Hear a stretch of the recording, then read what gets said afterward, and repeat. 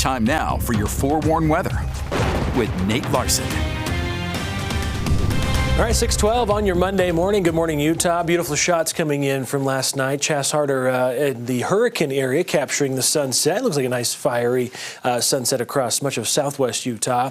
Another vantage point again from hurricane. Gorgeous conditions in southern Utah again this morning. Black Desert Sky Cam showing a different angle now that we're seeing lots of light start to pop. Sunrise happening at 6:15 this morning, so just about there. It's happened already in Blanding. Look at the beautiful start to the day across southeastern Utah. There are temperatures of just 54 degrees in Blanding right now, 65 in Moab, so 50s and 60s, even some 70s across far central and southern Utah, 57 in Provo, 62 in Salt Lake, good morning, and 51 in Evanston. Cache Valley sitting at 50 degrees. You saw those blues to the northwest of us is ahead of a cold front.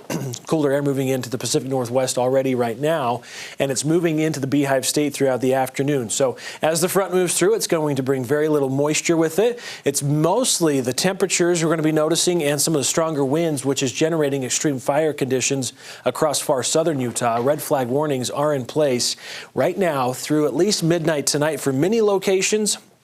Through 9 o'clock tonight for much of the far western portion of the state, but as the trough moves eastward, they'll even linger into about 3 o'clock Friday morning for the southeast corner. 15 to 25 mile-per-hour winds are expected. Gusts 35 to 45 from south central Utah, up to 45 mile-per-hour wind gusts expected into the eastern part of the state with low relative humidity. So if fires are already burning, of course, like the Little Twist fire, which is over 2,000 acres now, it's going to unfortunately help those spread even more rapidly.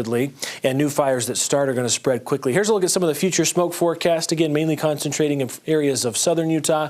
But we could have some impacts, especially with a strong southwest flow up in northern Utah. You'll likely see some hazy conditions out there throughout the day today, but limited impacts as far as the smoke goes.